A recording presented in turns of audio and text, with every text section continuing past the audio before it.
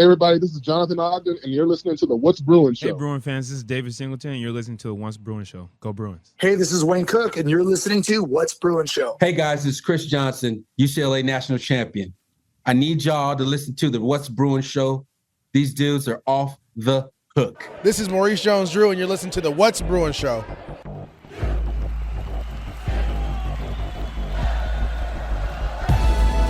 You're listening to the What's Bruin Show, part of the What's Bruin Show network, with your hosts, Jake Berryfield and Mike Regalado, and occasionally some friends, talking all things UCLA sports. And now, it's time for the What's Bruin Show. Well, hello and welcome to What's Bruin. I am your host, Jake Berryfield. I'm joined in studio by my good man, Mike Regalado. Mike, how are you doing tonight? Good, Jake. How you doing? I'm here. So we did a show last week, Mike, about transfers and craziness and whatnot. I don't know what you want to talk about this week, but spring practice is still going on for UCLA football. UCLA baseball is still number one, even though they suffered a loss. UCLA softball's playing; they're pretty good. Yeah, number 5 in the nation. UCLA women's basketball won a title. Now they're trying to revamp. Yep. So I mean, we've got a lot to talk about. It's the What's Bruin Show on the What's Bruin Show network. Thank you for your support. Mike Regalado is, of course, on 24/7 Sports. What's the name of the Bruin site? Bruin 24/7. Bruin 24/7. There you go. Thank you so much. We need a drop for that. And you can also call the hotline, 805-399. 4WBS. 4WBS, second reign of Troy. Sorry. Oh, that's fine. I was kind of, we mixed it up a little bit. No. I caused that, but it was purposeful. But it was okay. It works. It didn't have to be the same every time. But, We get the cadence. We understand sorry, the flow. It's been a while, Mike. We've been missing each other. So, anywho, I'm looking at my webpage here, and you know how it's crazy how the ads just kind of track what you look at, sort of? Yeah. But what's over here on this little corner right there, Mike? I don't know. It's like Johnny O. We don't have an advertisement currently for those guys, but you know what I just wore yesterday? Huh. My cool UCLA Johnny O Me too. shirt. I love that thing. My t-shirt, I'm telling you, those things are awesome. So yeah, go get a t-shirt if you want. Those guys are awesome. Anywho, call the hotline, 805-399. 4WBS, second rate Troy. And you can text that thing too. I find now I send myself notes on that thing sometimes when I'm jogging. Nice. Like text the WS hotline. So I mean, if you want to, mix up your thoughts with my thoughts, text the hotline too. It works, I guess. Dude, I'm telling you, reminders on my iPhone. I mean, I've been doing this for years, but when I first realized, I have an iPhone, I could just do this. Like, hey Siri, blah blah blah blah, remind me of this at this time. Boom, getting stuff done, Jake. It's pretty cool. It's important to get stuff done as well. So, anywho, thank you for your support on the What's Bruin Show, the What's Bruin Show network. Lakers are in the playoffs. I think Jamal's going to talk about it on a show that he did for West Coast Bias, so that'll be on the feed as well. But I got to say, they've been playing really good. I saw the first 2 games. The fourth one, especially without Durant, like, what the hell happened? But they were tired. They only had 1 day of rest. They were up 3-0. But they also had 2 days of rest. And hockey has started to do this too. I've said this before. This pisses me off. Why do you have 2 days? Even if you travel, you can use 1 day in between 2 games. Stretching it out, just waste of time. And now hockey's doing it. I freaking hate it. Yeah, they want to have it bigger. They want to just stretch it out. Well, it's getting stretched out. Hopefully the Lakers will win the first round and go on to getting slaughtered in the second round tomorrow. But we'll see how that goes. But anywho, Mike, it's the What's Bruin Show. So here we are. What do you want to talk about first? There hasn't been a lot to talk about with men's basketball. One thing, what was the name of the guy? UCLA. Well, hold on, Mike.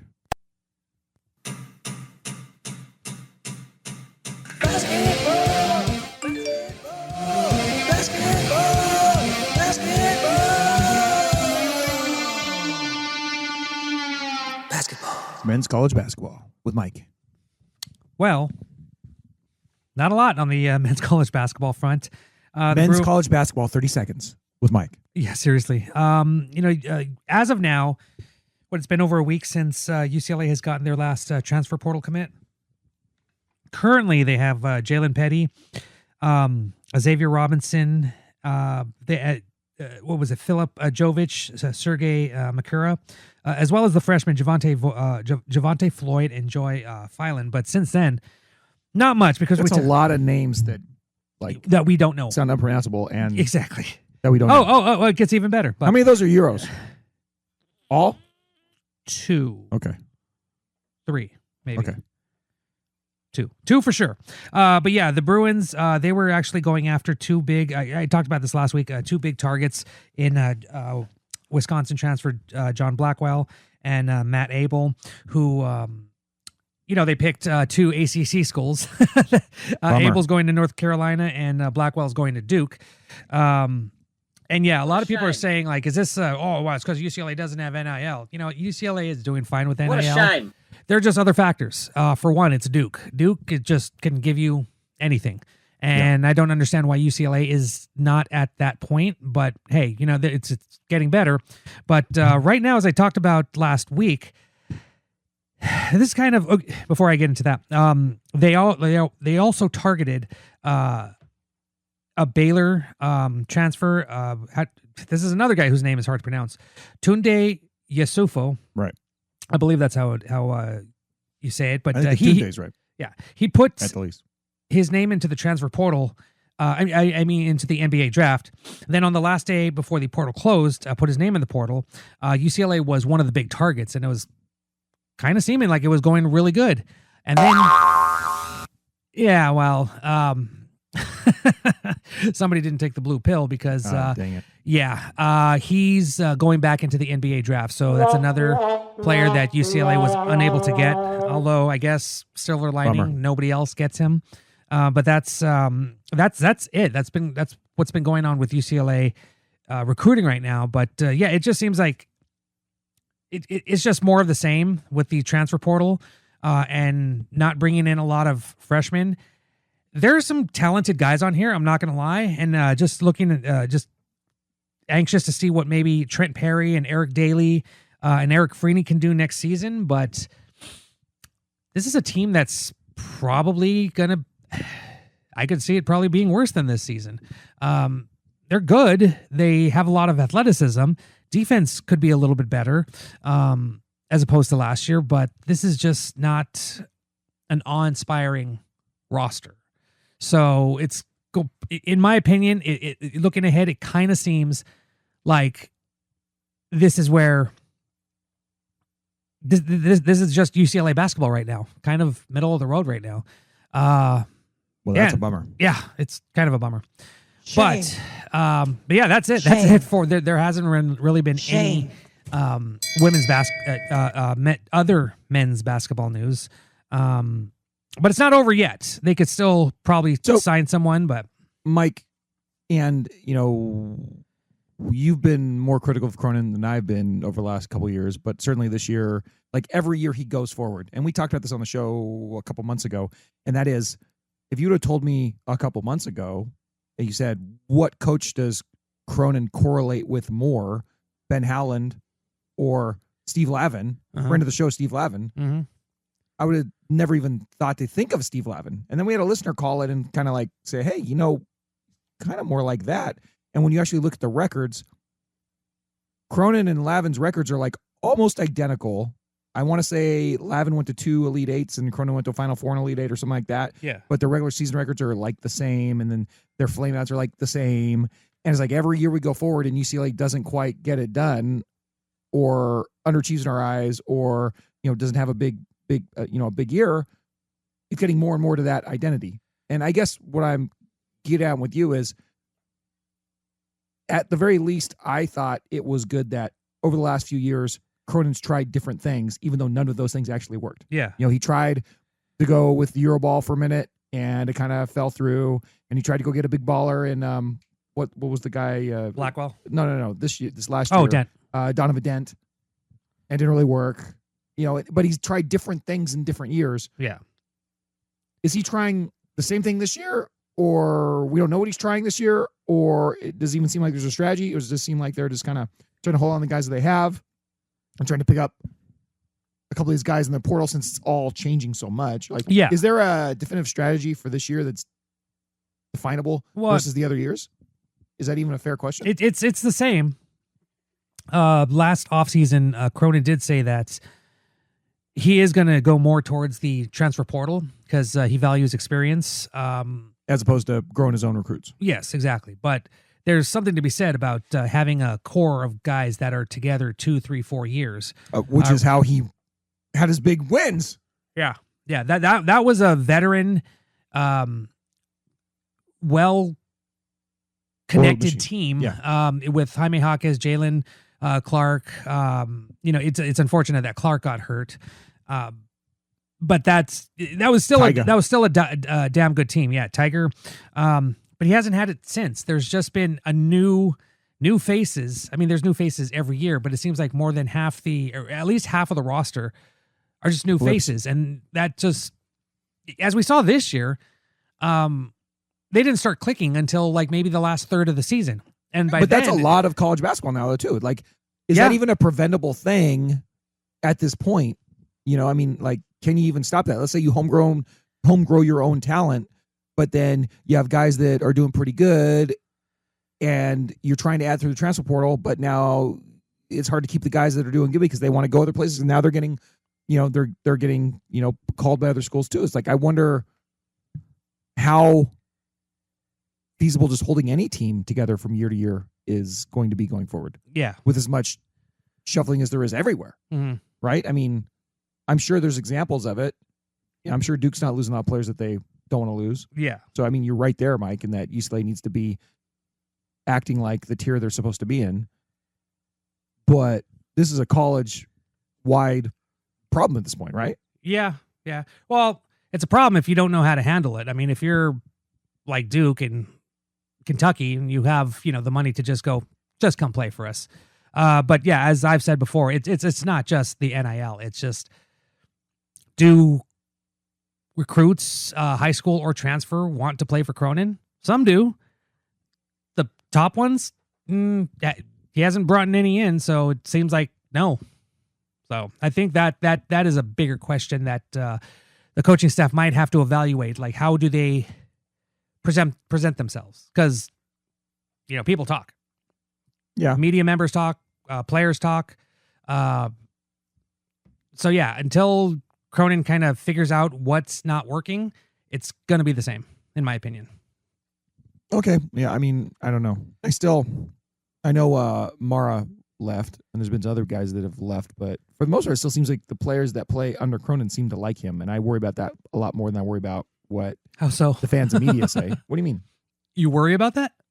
I don't worry about. Oh, you don't worry about it. Okay. I would worry about it more if every time we get something from the players, it's like they hate this mother effer, and all he does is because all he does is scream or whatever. Yeah. But you don't really get a lot of that. No, from the players that are actually. I mean, that's one good thing is that he's. It seems like the players he has actually like him, with a few exceptions. Yeah, like one thing is that he hasn't had any players transfer out except for Sky Clark, but that was because this season, this year. But that's kind of what I'm saying. Yeah. Yeah. And the only reason Sky Clark transferred out is because we still don't know what his status is. So, and UCLA couldn't guarantee. Well, at least now with whiffing on 3 targets, if he's approved, can they bring him back?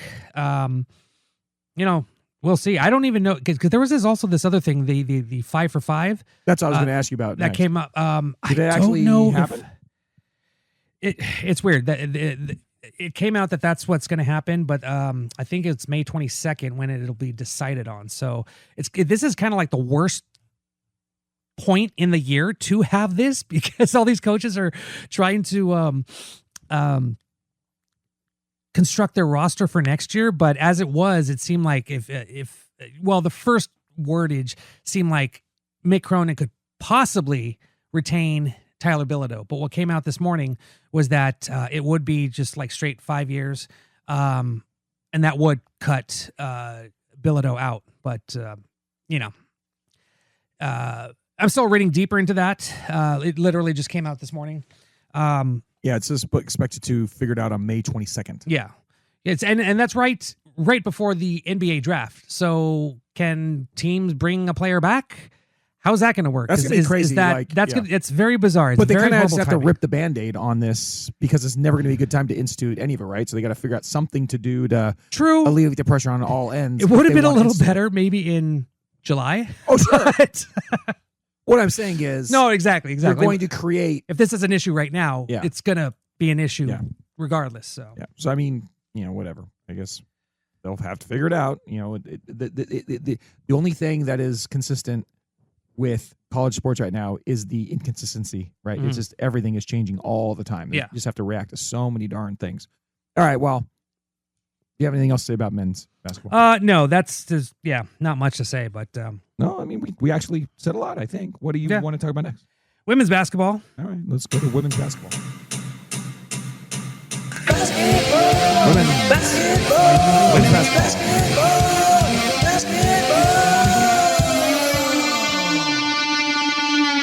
basketball. So what's going on with our NCAA champion women's basketball team, Mike? Well, aside from the 6 Bruins that are now in the WNBA getting their start in their professional careers, preseason games started over the last week, and Very exciting. a lot of Mystics fans are becoming Bruins fans. Lauren Betts obviously was talk of the town. There were people trashing Dugalich, and UCLA fans rightfully got on them. But no, it's That's really right. fun to Don't you dare see bad them. about her. Yeah. Gabriela Jaquez is apparently impressing a lot of people in Chicago. So it's going really good for those 6, as we thought it would be. But as far as back home, and really quickly, before I get into the transfer portal for the women's basketball team, Lauren Betts was honored with the Honda Sport Award. And this is a pretty, huge accolade, and it's just another one in her cabinet of trophies and awards and honors and stuff like that. So that's Nice. she's already moved on from UCLA, but still getting honored as a UCLA basketball player. Very cool. This is basically given to it's one of the more prestigious awards that's given to the top women's athlete in college sports. So interesting that it's not she didn't win the Wooden Award, but she got the Honda Award. Fantastic for her. But as far as transfer portal stuff, the Bruins last week finally landed their much needed post player in Iowa State forward Addie Brown. Only 6'2", but very very fiery. 11.9 points per game. How tall? 6'2". Okay. Yeah. 8.8 rebounds, 5.3 assists.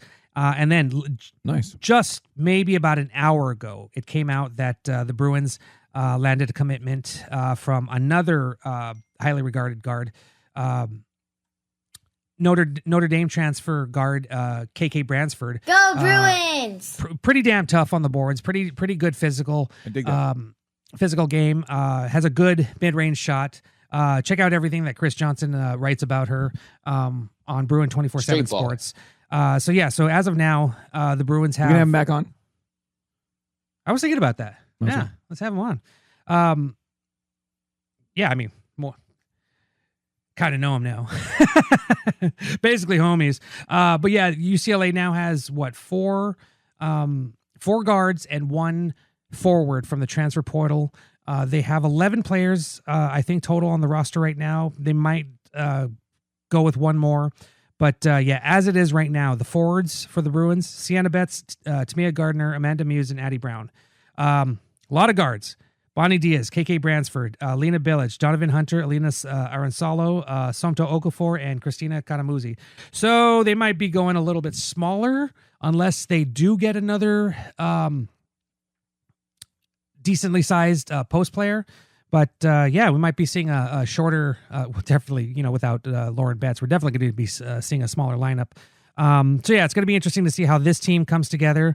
I'm just very excited for Arnasalo coming back, and just the transfer players that are coming in. Very good. There isn't someone that stands out as a superstar, but kind of like the men's team, there's just a bunch of really, really talented players. But how they come together, how they mesh in a closest system, I think they should be able to assimilate fairly quickly. So that's what's going on with the women's side.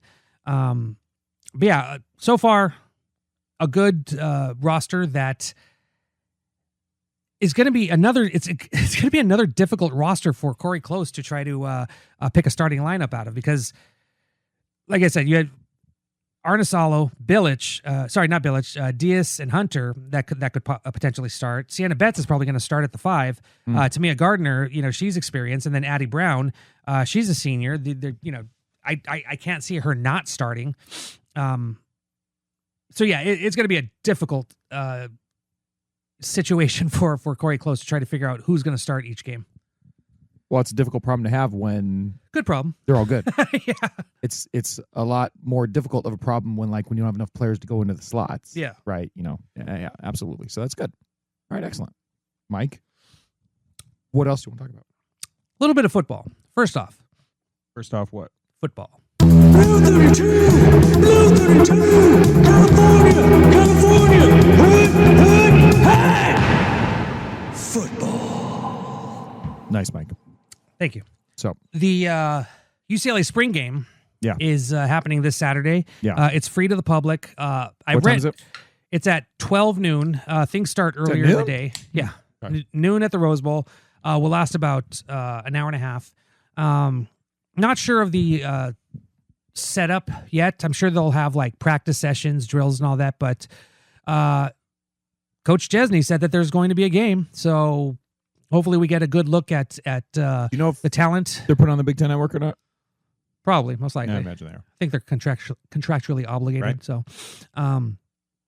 So yeah, it'll it's going to be good to see. I haven't been to I've been to one this year. Been a little preoccupied, but I'm going to go to the game to see more of what's been going on. But yeah, Connor Morissette has been doing a really good job of doing the practice reports, and we're seeing a lot of consistent stuff coming out of practice. Obviously, Nico Iamaleava is doing fairly well. Madden is on his heels. I'm not saying he's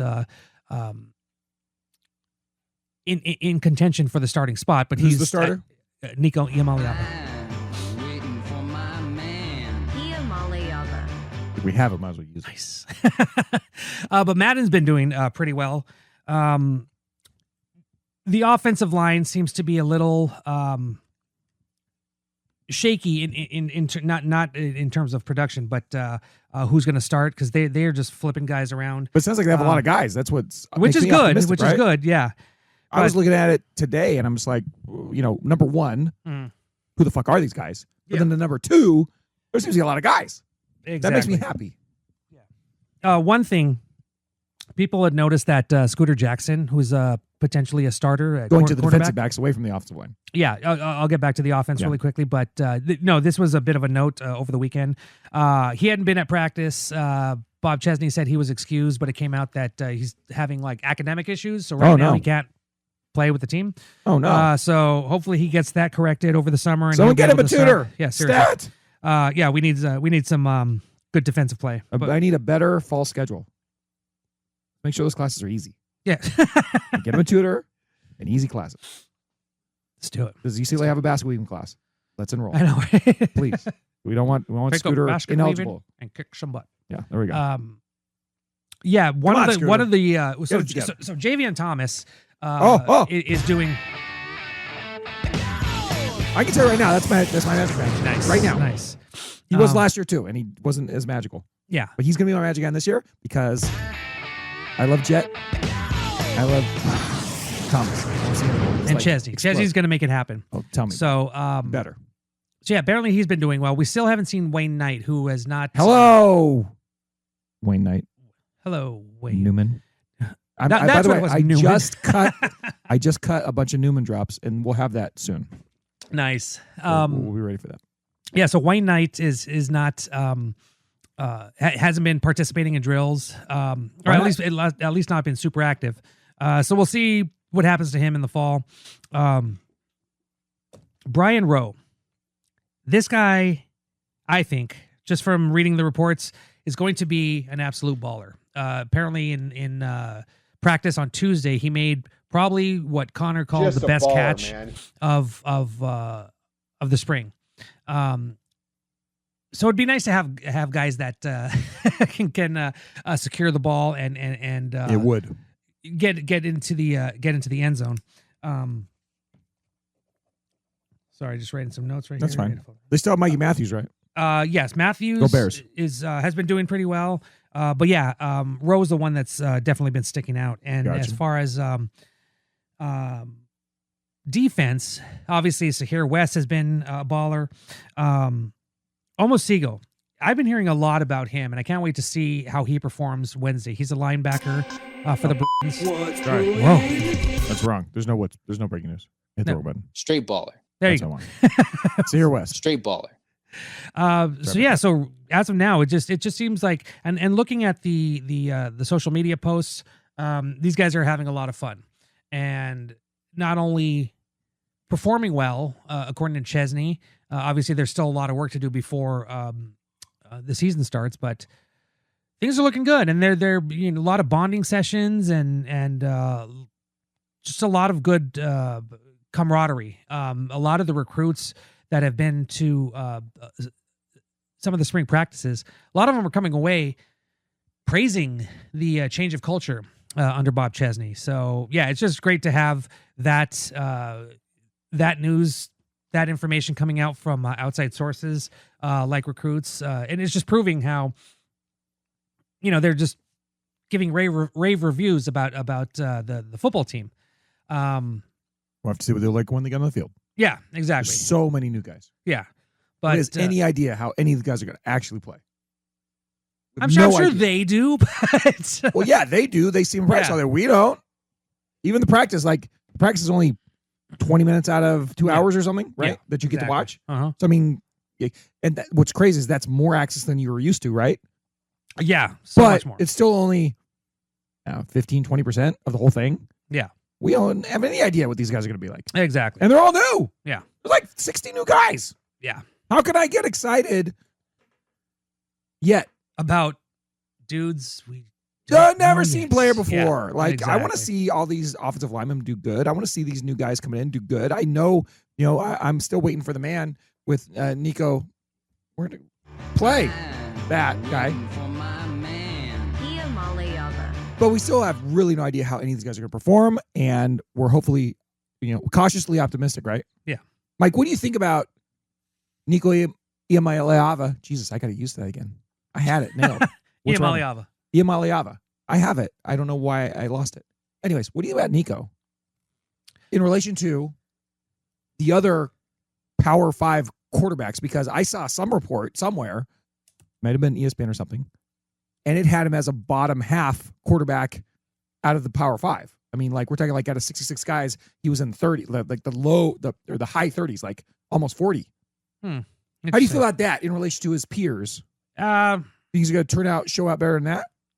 Well, I saw one that had him as the 5th best quarterback in the Big Ten. In the Big Ten. In the Big Ten, which that could stretch him out to 40, but at the same time, I think it's a lot of guys that didn't actually see what Nico did last season, because Nico carried this team for the majority of the season. Just definitely showed a running lot of for his heart. life, showed a lot of heart, showed a lot of grit, and Chutzpah. took some hits. I'm Maybe sure too many. Yeah, exactly. I'm sure that didn't one of them knock him out of the Ohio State game?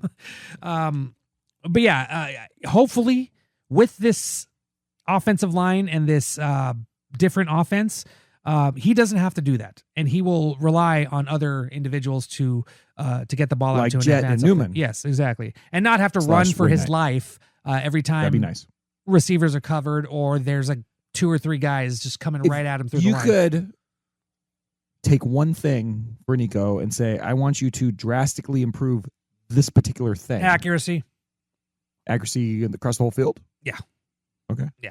Well, I mean, I was going to say I'd like him to be better on deep balls, but I think you could also say I'd like him to take less sacks.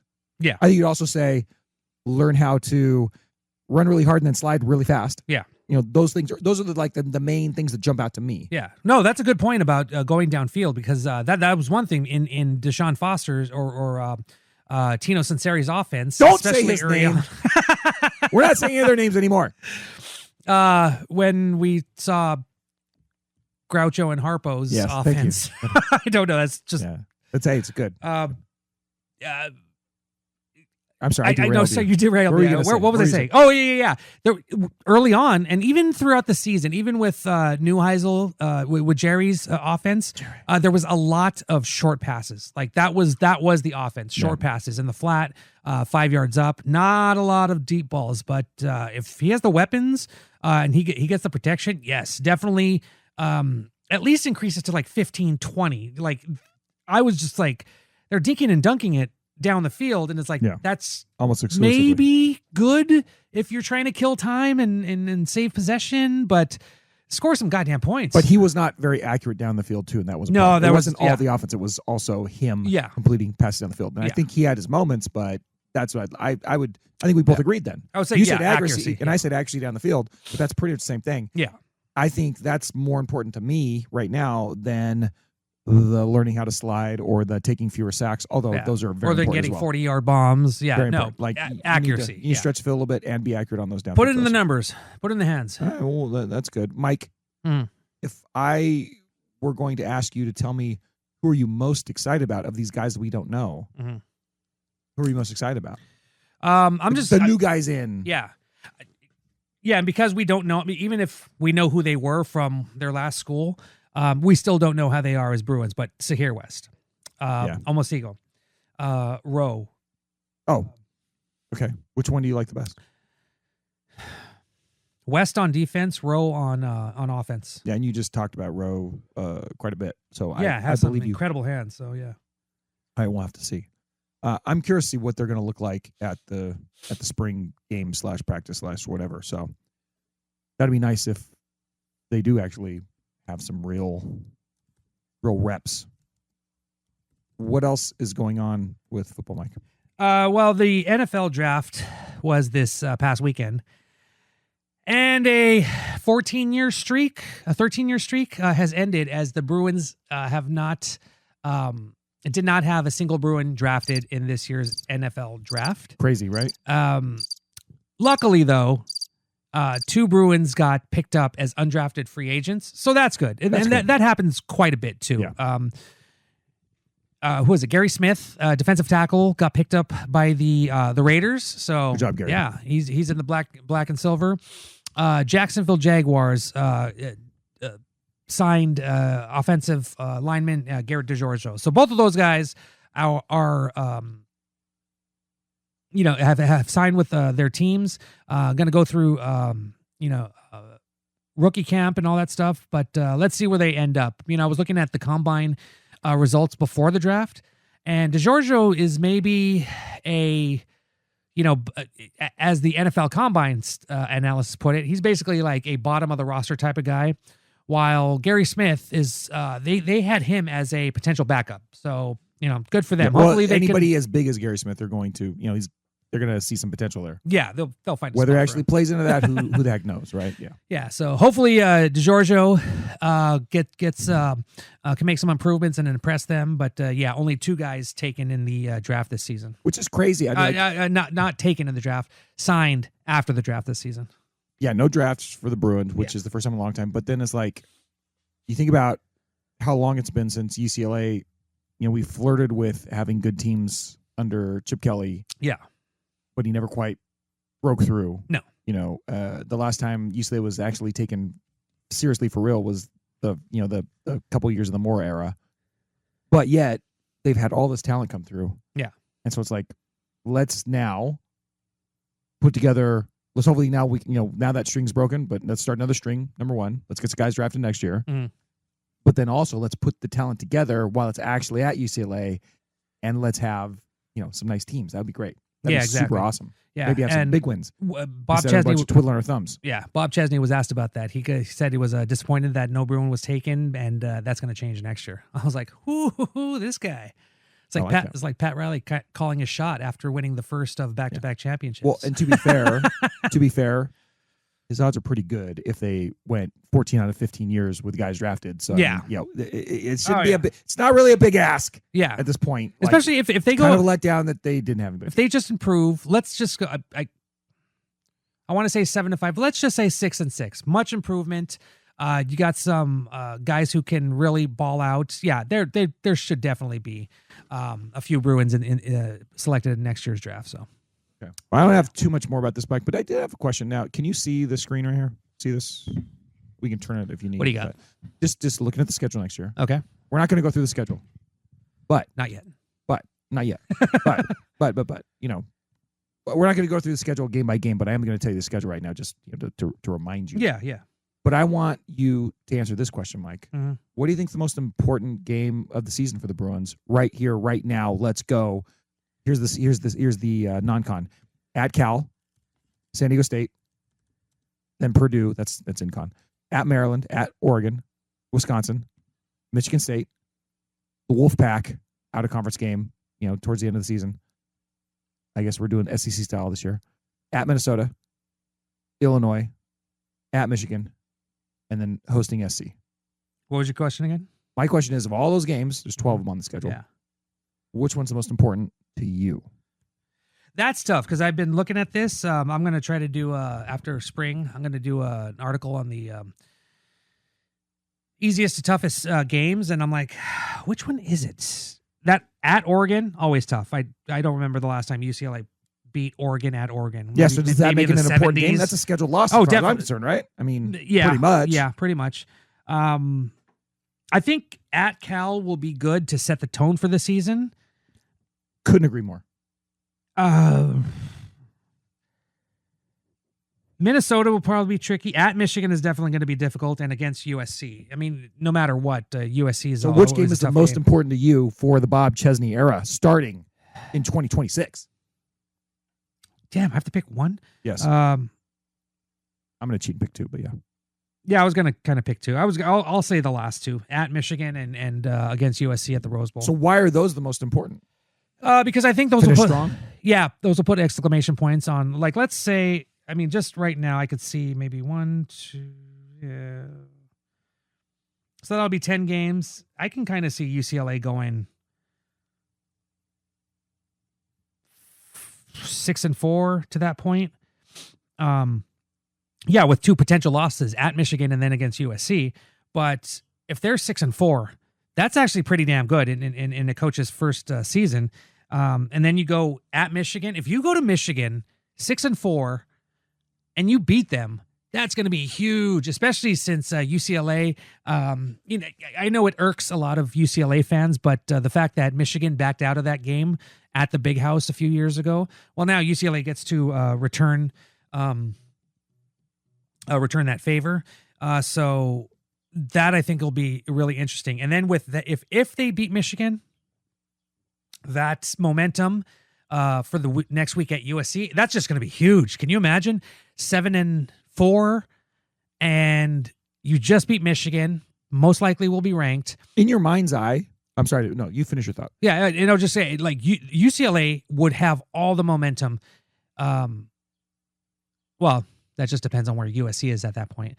But I think they'll have better momentum against USC heading into that game, which could be monumental. That could be an exclamation point for the season. Okay. In your mind's eye, can you really see them beating Big Blue at the Big House in the 11th game of the season, maybe in the snow, right? Against Coach Kyle Whittingham, I think they have a combined win total of the last like 20 years of like -1 and they're like -6 and 27 losses. Mm-hmm. Like even when they win, they lose against Kyle Whittingham, seemingly. But do you really think they could win that game? Of course they could win it. Like, are you like in your mind's eye, or like that's when I'm looking at that'd be like the big upset? Yeah. Yeah. Look at Mike. That's that. Dude. Yeah. That's. I mean, I just like the way that the culture's going right now. That. So I'm gonna give him one of those. Yeah. I'll take it. I'll give him one of those. Yeah. Go Mike. Okay. Fair enough. Mike, why don't you ask me what my most important game of the season is? Jake? Yeah. What's the most important game of the season for you next season? Once again, I'm cheating like you, and I'm taking 2. I'm going to bookend of the season, and I'm going to say first and last. And really I think that Cal game is going to. I think that Cal game is absolutely huge. I think it's absolutely huge. You're going on the road. I will be there with to a rival. With my haven't daughter played Megan them in Merrifield. a few years. Haven't played in a couple of years. God dang it, we should have Cal on the schedule every single year. By the way, yep. I know what we did playing Utah last year. It was so stupid. Anyways, we go up there. We play the Bears. on their home turf. They got a new coach. We got a new coach. This is, you got the Calamoni on the line. You got, UC bragging rights on the line. It's all, we're just going to let it all hang out. I'm hoping, right? But if they come out flat or crappy in that game, that's going to, I think, really impact the way so many UCLA fans look at the season, the rest of the year. It's going to it's going to set up for either excitement or just like, okay, here we go again type of thing. But if they come out and they can win that game, I think that really gives a runway for the Bruins to look pretty good, because then they have San Diego State and Purdue and then Maryland, all the way into Oregon. Like, if you win that Cal game, you really could not count on, but you could really say, okay, well, now they're probably going to be favored to at least get to Maryland without a loss, and then even maybe get to Oregon without a loss. Yeah.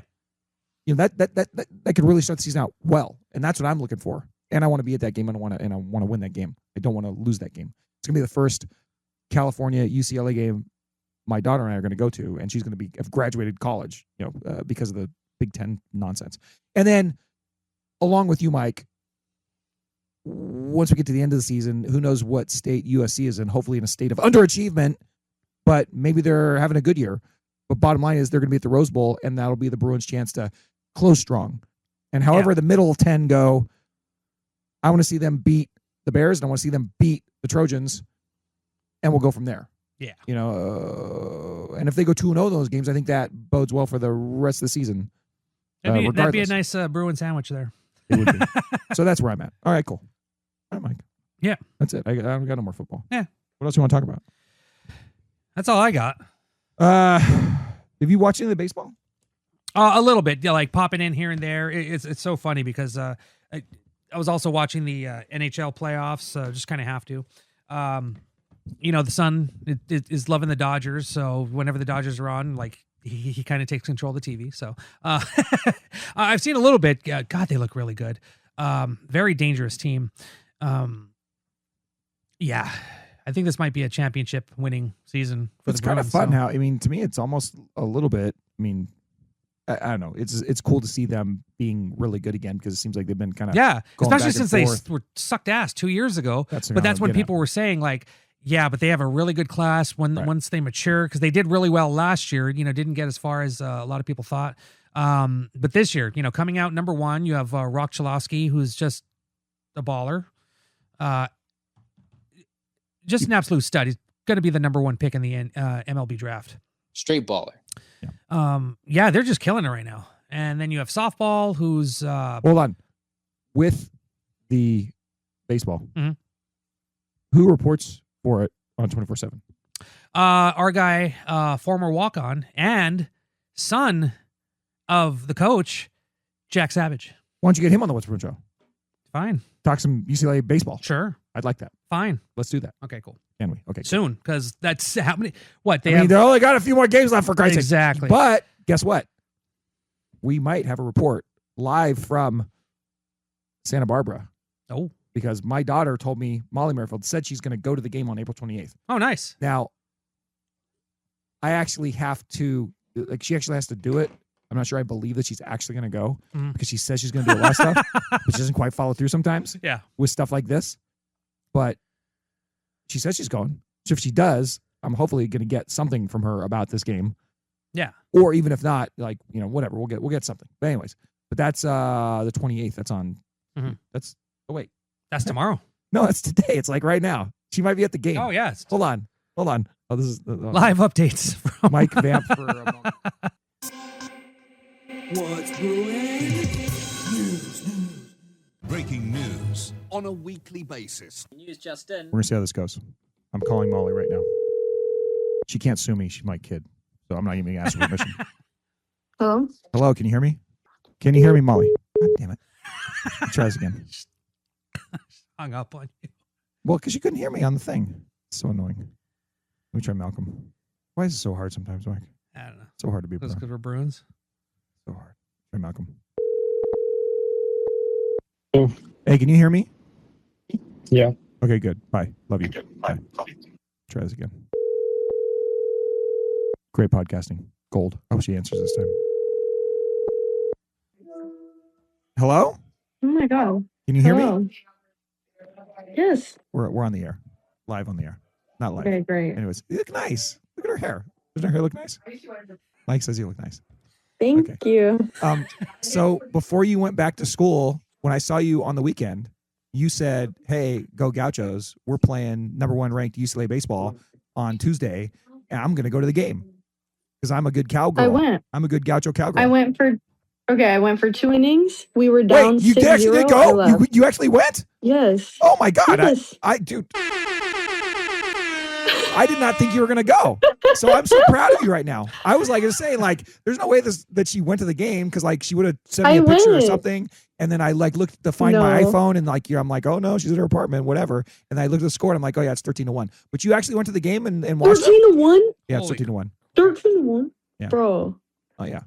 Bad. We scored 5 in the first, 1 in the second, and then 6 in the fifth. And you scored 1 in the fifth. Shit. And now we just scored another in the sixth. So.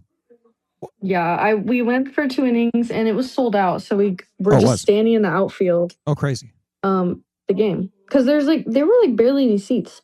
The bleachers are like really small. Yeah. Well, I mean, yeah, it's small. I mean, because it's college baseball. Town, It's college baseball, and then you have the #1 team in the country come, so they're going to probably sell out the thing. But hey, I'm glad you went. What'd you think of the team when your team and their team, our team, when you saw them out there? Like, what's the college baseball experience like in Santa Barbara? Well, it was kind of a bad game to experience it at because we were getting demolished. Hammered by the Bruins. That's right. Couldn't even. I know, but it was cool, I guess. All right. Well, there were a lot of people, but still, no hate against UC Santa Barbara, alma mater of Corey no Close. Hate. No That's hate. Right. All right, go Gauchos. I love the Gauchos. Wonderful campus. All right. Have you been to Thunderdome yet? No. Wait, actually, yes. Thank you. For what? A concert though. That's right. Not a game. That's okay. At least you're in the building. I'll I asked go you that for next like year. 2 years. Okay. All right. What are you doing the rest of the night? I have work in like 20 minutes. Oh, okay. Good job. Get to work and have fun. Let me know about your New York trip too. Okay, I will. All right. Love you. Thank you for joining the Let's Bruin Show. All right. Dude, my mind is blown that you went to the game. Like, I was like, wow. I went. I did leave happy. class early for it, so I'm happy that you did. Net neutral. All right. Give me a go Gauchos. Thanks. Okay, go Gauchos. All right. Bye-bye. Love you. Bye. UC representation here. Nice. Yeah, there it is. All right. Live report from Molly Merrifield. Damn, she went to the game, Mike. I'm shocked. I don't know what's more shocking. The fact that UCLA, actually, she went to the game. That's more shocking. That is more shocking. That 13-1 UCLA is beating UC Santa Barbara. Not so shocking. So, anyway. That's all right. Anyways, doing good. Yeah. So, good on them. Should I give you my softball takes right now? Sure. Do it now. Well, it's almost the end of the season. The Bruins are 44-5, 19-2. They have one more series, which starts this Friday, and that's at Easton Stadium against Oregon. And that's about a week before the Big Ten tournament starts, and that'll take place in College Park, Maryland, next Wednesday through Saturday. Yeah, it'd be nice to get a conference championship there. Put them in, give them a good spot. They're currently number 5 in the nation, so they should definitely get. They will definitely host the first round of the Women's College World Series. But this has been a really good team. High scoring. Pitching has been okay, but they have some bats on them and should be able to make a dent in the Women's College World Series. So that's awesome. Gonna be fun. Which that'll probably that'll start in like 2 weeks, I believe. Damn, these seasons are going by quick, man. Oh wow! UCLA softball beat the Gauchos 18-1. I wonder if the Bruins can keep it going and match that. They're at 13 right now. Yeah, but we'll see. So, all right. Oh, last minute news. Did you hear? This came out not too long ago. Yeah, breaking news. What's brewing? News. Breaking news on a weekly basis. News just in. We don't have to get into it, but just give me a yay or what the. The NCAA is looking to expand both the men's and the women's basketball tournament to 76 teams. That is just...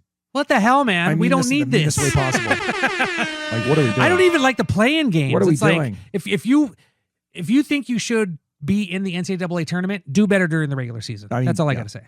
I don't want to see any who got screwed on the tournament reaction show. Yeah, right? because if you're 65th in the nation going, oh, I should have been in. No, you shouldn't have. Get out with that. Anyway. Okay. Yeah, that's ridiculous. So would that just add another? News, so. Or that mean they're going to break it off into another weekend? Or just more playing games? Probably more playing games. So what? But they're at 68 right now. So that's 6 more teams. Jeez Louise. Yeah, I guess 3 or 4 more Jeez Louise. playing games. Yeah, either way, it's stupid. Man, oh man. Anyway, yeah. All right. What's brewing with you? You ask me. What's brewing with me? Yeah. What's brewing with you? What's brewing with me? What's brewing with you? Mikey. What's up? The Bruins haven't lost a softball game in April. That's pretty cool. Nice. I don't know if you said that. Nice. But yeah. Freaking, yeah. What So they lost 2 out of 3 to stupid Cornhuskers. Yeah, exactly. Jerks. What, the men have only lost 2 games, 3 games? Like period total. Yeah, exactly. Yeah. The women have only lost 5. They're 44-5. That's an insane percentage. That's great. Yeah, so yeah, a little bit of a tough weekend for me and my family. If you saw on the Twitters, my uncle passed. He loved his Bruins. Him and my basically all the males in my family. That's how I got into loving UCLA from a youthful age. But yeah, so that was a little bit tough. But yeah, it was great. He would occasionally say, "Hey, are you going to be at this game? You're going to be at this game. I'll try to meet you at the football game, at the Rose Bowl, stuff like that." So I'm going to miss him. R.I.P. to my Uncle Tony. But we also it's the end of nearly the end of the school year, and I have my middle daughter who's just took her placements. She took her placement test for high school classes, and then last week just picked all of her classes. This girl getting like freaking honors classes like across the board. I'm like, damn girl, all right. But on top of that, she's also getting ready for her East Coast trip. So just like I did when I was in the 8th grade, just like my oldest daughter did 2 years ago, she's heading back east to do a historical trip. Unfortunately, they're not going to either Boston or New York, which I was like, you should have at least gone to 1 or 2 of those. But still going to Philly and Washington, D.C., just absolutely great cities to learn about the genesis of our wonderful nation. Great cities. And so she's excited. She's also getting her phone this week, which, I mean, she knows, but we haven't told her she's getting. So, yeah, so that's going to be fun because, I need to know where she's at all times. So, but just the fact that it's just weird just having these kids just move on. She also just turned 14 2 weeks ago. I think I talked about it last week, went skating. That was crazy because I haven't skated in a while, and I'm a pretty decent skater. So I'm like skating circles around my daughters and their friends and all that, and they're telling me that I was mogging them, which I was like, what the hell? Speak English! Mogging is apparently like showing off or whatnot. But yeah, after 2 hours of skating, I know. Literally, I hear something at work, at the high school I work at, and then I go home and ask my daughter. She's basically my teenage translator. I had that for a long time. Right? Now I'm disconnected. Good for you. I can't understand. I used to work with kids a lot. Now I work with adults, so it's harder. So that was cool. Just a lot of stuff going on, and my son has a performance. He's performing in Oliver for his school play in 2 weeks, I believe. Please. Yeah, he was close to getting the Oliver role, but I'm blanking on the role that he got. But he's like, okay. He's not like tree number 7. No, God, no. He has a speaking. Then I wouldn't buy your. He's role. close to getting Oliver. Yeah. Okay. Yeah, exactly. Yeah, that's good. I was like, oh, there you are. Let's go. You go. Anyway, so it's just busy right now, and yeah, it like May has just January. It's here. January was the longest year.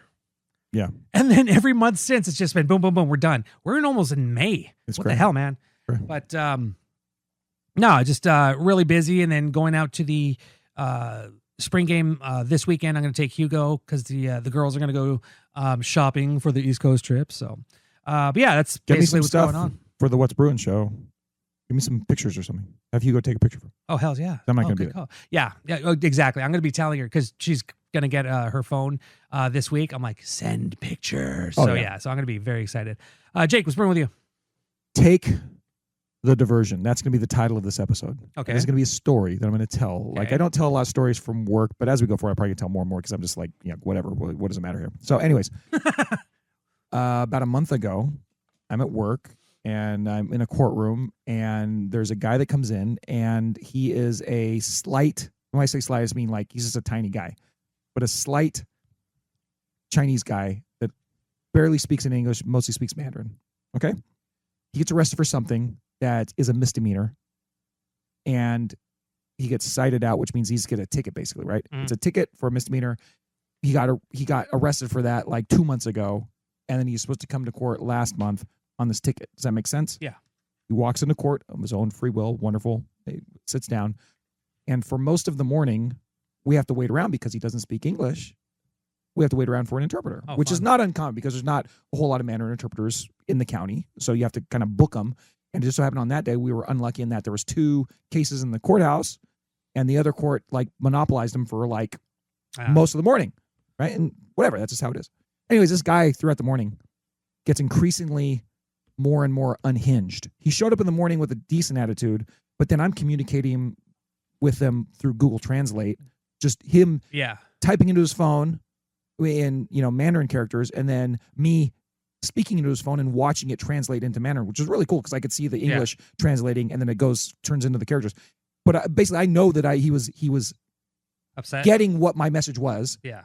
But then he was still getting more and more upset. Yeah. And he went from being acting semi-normally to acting like kind of sort of really unhinged, very impatient, but borderline unhinged. Can I ask, can you say what was his crime?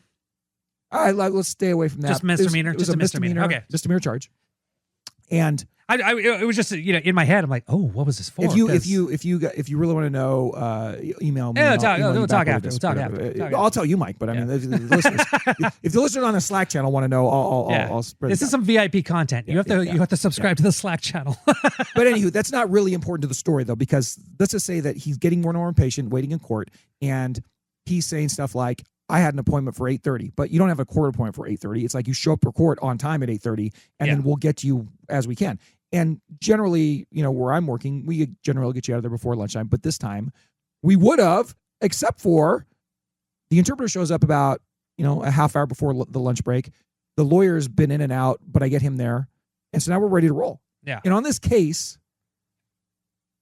no matter what, he doesn't have a huge criminal record, and there's not a lot to do on this other than what the court will generally offer is some form of diversion, which means that if you complete what the court asks you to do or what the parties agree to, and then you don't break the law for a period of time, usually it's 6 months or a year or something like that, they'll just outright dismiss the case nowadays. Oh, wow. So like you never were, like you don't suffer a conviction at all. Yeah. It's hugely advantageous to the person who was accused of the crime. Yeah. Because now they take care of the whole thing. They have to do a couple things for the court or whatever, but then once it's gone, it's gone. Like it's not on your criminal record at all. It will not interfere with anything that you do going forward. Nice. Very big advantage. 10 years ago, that's not the case. You'd suffer a conviction, you get expunged or whatever like that. But this is a really good deal. So anyways, the court, and I'm not getting in super specifics or whatever, but initially what they offer him before lunch is something that's like a very, very, like they just offer him like a thing you have to do weekly for 26 weeks. Yeah. Out of custody. You don't have to do it. All you have to do is like basically go spend an hour doing this once a week for 26 weeks. Okay. On your own time, on your own schedule, however you want to schedule it. Mm. And then if you do that for half a year and come back, they'll dismiss the case. Right? Like it never happened. He says, no, I want my trial through his interpreter. Wow. All right. So at that point, I have to leave. I'm gone for a couple hours. I come back. They're still there with this guy trying to help justice along. Yeah. They don't want to be overly punitive to this guy on this case that should resolve for something very, very, light relative to other serious things in the courthouse, right? Yeah. Not to say this wasn't a serious matter, but this was not a robbery or a murder or something like that. Yeah. This was a misdemeanor cite out case in today's world. Should this have been a dude, just take it type of situation? 1,000%. Well, Okay, anyways, okay. but the deal gets better. Yeah. 3 hours later, I walk in and they're just trying to have him say, look, if you just agree not to break the law for 6 months, we'll give you this diversion case. Just don't get in trouble again for 6 months. And then you're all good, bro. Yeah. Like just you're good. It'll be dismissed. No, I want my trial. Damn. All right. So. Dude then says, or the judge, the judge is like, okay, well, I can give you a trial in a couple weeks, but you're going to have to complete this once a week. You got to spend an hour doing this once a week until your trial if you want to be out on your own. Recognizance, right? I'm not going to do that. I was like, well, if you don't do that, I'm going to have to remand you, which means you're going to have to get arrested. Yeah. It's like, well, fine, then arrest me. So then I'm like, okay, fine, I arrest him. Put him in jail. This dude spent 16 days in the county jail for nothing. He didn't have to. Yeah. It's just what he chose to do because he would not relent. Mm-hmm. Bottom line is he comes back 16 days later. And the court is like, well, look, I mean, you already served 16 days on this thing where you didn't have to serve any time on it. So all you have to do is say yes to diversion and we're going to dismiss the case right now. It's done. End of story. Guess what he does? He's in a much better mood now, by the way. It's like, yes, please. Yes. Okay. I please, was like, did he finally, reason brains. The long point of the story I'm getting to, Mike. Yeah. We let the guy out then. He gets released. But the problem is that when we arrest him initially, you get sent downtown. Yeah. Booked down there. All your property's down there. This guy wanted to get released where we were, 45 minutes away from downtown. Uh-oh. But he's got nothing. He's got a piece of paper that says a receipt from the county jail to get his stuff back. His phone, his wallet, his money, his clothes. We let him go out of our back door in a paper suit. So I happen to be driving back into the court a couple hours later after they release him, and I see him wandering around. I'm like, bro. Remember, he doesn't speak very good English at all. It's like, so and he doesn't have his phone. We can't do Google Translate. I mean, I guess I could have, but now I figured out he speaks enough to kind of get by with what we need to do. Yeah. So I pull him aside and I'm like, bro, what are we going to do here? It's like, I don't have anything. I said, I know you don't have anything. I wish you were down there so you could get your stuff. Yeah. So I give him a bottle of water. I give him some cookies, give him $20. I say, and I give him a bus schedule. So this is how you get down there. Yeah. I put him on his merry way. The point that way, I said, go get on the bus, and then you got to get on a train there and get down to the county jail, and you get your stuff back. Yeah. Like, okay, he disappears. Figure I'd never see him again. Okay.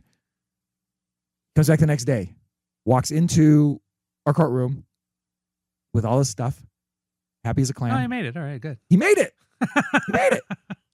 And he runs up to me like, does the valet thing, smacks him in my hand. I'm like, oh, what is this?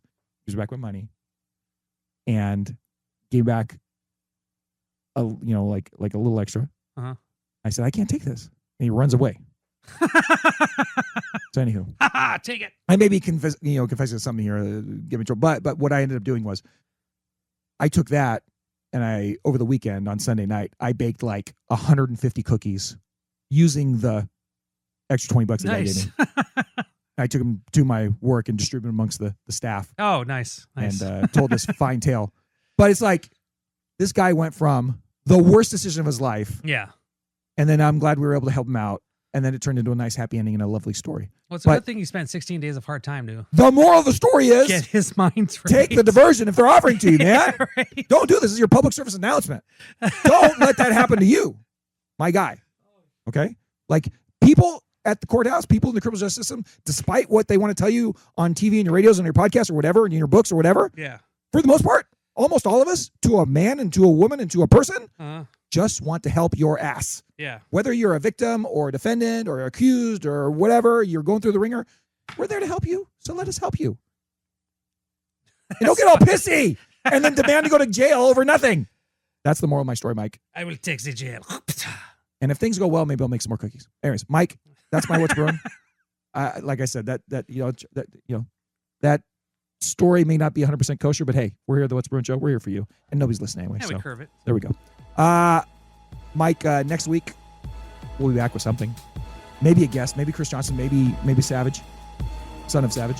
I'm in. I don't care. Whatever. Book it. We'll do it. And then everything's coming to a head as far as baseball and softball, so I guess we'll look at that more. Yeah. Hopefully have something exciting to talk about. And spring football's going to end. We'll talk about the football game next week. And that's about it. Do it. All right. Mike, good job. Thank you. I'll see you later. Until next time, what do we say? Go Bruins. Good evening. Smoke 'em if you got 'em. That was the What's Bruin Show. Oh my God. Try us tomorrow. Same bat time, same bat channel. It's got to be in or out, Mom. In or out. Well, I need the door closed. Thank you for your cooperation. Dude, Rock, we play some ball on the West Coast. The final word is boob.